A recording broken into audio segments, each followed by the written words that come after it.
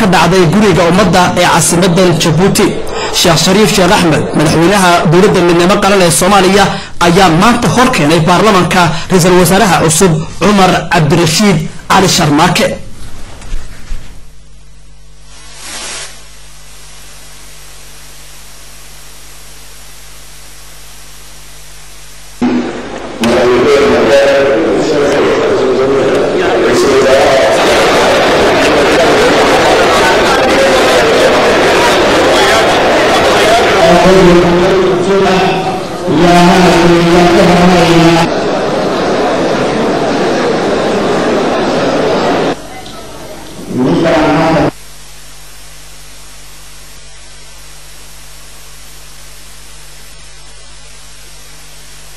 shalay sida la socotaan ra'iisul wasaarihii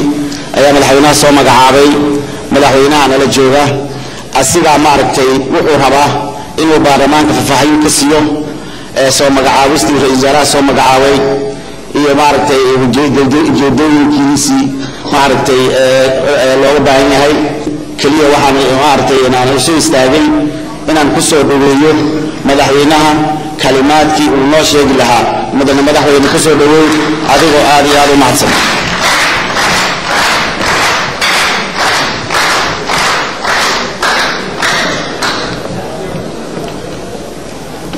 بسم الله والحمد لله والصلاة والسلام على رسول الله وبعد. مركور وحالكم السلام والسلام السلام السلام عليكم ورحمة الله وبركاته.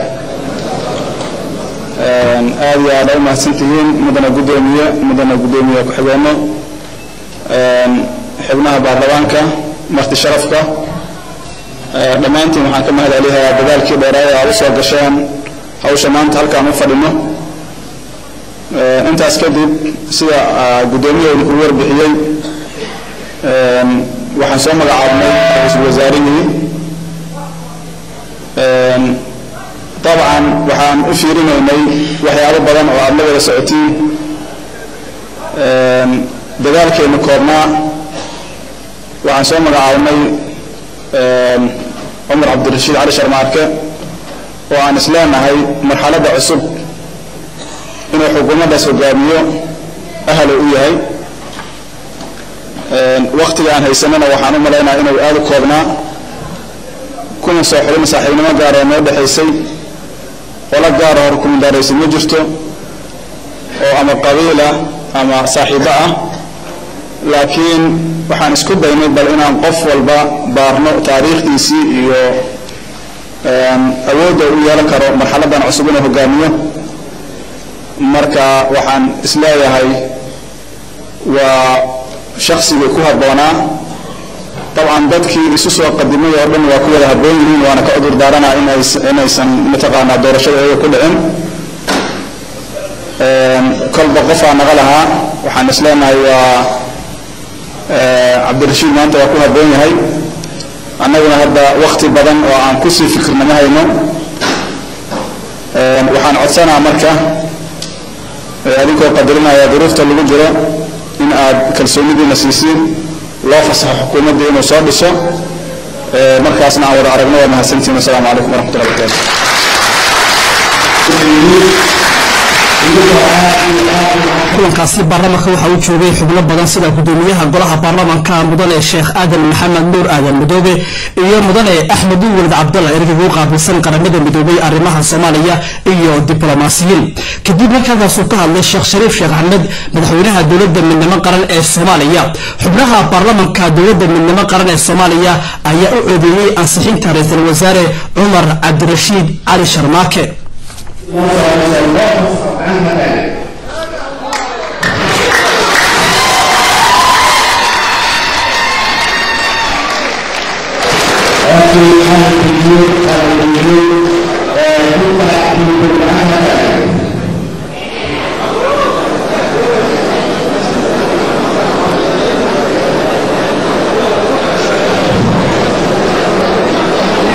halkaasi uu odeeyay ra'iisul wasaaraha cusub Umar Cabdirashiid Cali Sharmaake 414 xildhibaan 9 ayaa ka soo horjeestay labana way ka aamuseen guud ahaan waxa uu bixintaasi u joogay ilaa 425 xildhibaan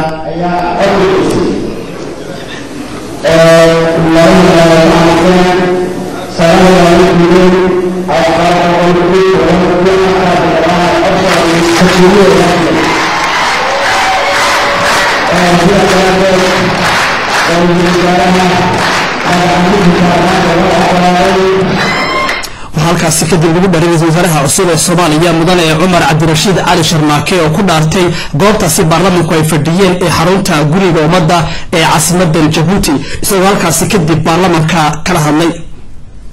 bismillaahir rahmaanir rahiim waxay wallaahi igu billaahi igu tallaahi oo aan magaca Ilaahay ugu dhaaranayaa inaan u gudanayo xilkayga si daacad ah oo ay danta dadka dalka iyo diintaba ku jirto dhowrayana ahdiga qaranka iyo shuruucda kale ee dalka u yaala wabillahi tawfiiq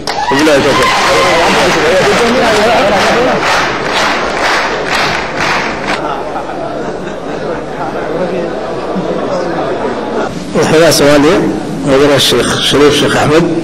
بدوية برلانك مدير الشيخ آل محمود وحيرة بدوية برلانك يحل مدى برلانك سوالي إذا قالك حوية بود يقرون إليه مدير أحمد ولد عبد الله سفيرة يرقل كفر صعبة باش عالمك مدير إبراهيم السلام عليكم ورحمة الله وبركاته ما أنت حالتها أغاني تاريخها وأنظرنا إنه مدينة ويشزين سوالين وحن بسنة برلمان مديسن ولين حوله محدث صحة إلى الله سبحانه وتعالى ينتج عنك بيستي من الميت ويشيسكي يسكين الرمانتين حلق اليوم عريس كيسا مسؤولي ديسا ممكيسا انتو لو يواندران سرحي ودجل إسكاش أنا لو كل كراه حولها وانت مهوية دولة عملان صور بسدونا أدولة يابل نهود قارة حسين دانتا أرواها بنا آدم مولد دولجين تدخل قبرك عين والعدة بدو بلنتا حولها برنامجك يتاغرها تخصم عليه أنت على اسم وحان كلو أبسوح سعيد الله أمان كلمات قليلة waxaan kale si degdeg ah ugu daalin la hadiyay in dawladda soo dhistay wasaaradda qaale iyo wasaaradihii iyo xukuumadda hay'adaha lahayd waxaan iyo distay oo ku waqtiga ay barateen dalawsiga oo soo dhistay kaasoo ma inta lagu qoro hadda waxa la tahay in hadiyada ilaado dalkeena mas'uuliyad halkana لواقع أنت شم غلبي تريس كنتم تريس دير وقلنا دولا أدينا إلى ذلك حلقة عصمية إنها أيضا نفس بسان سلح سنة عودة قوة وإلا توفيق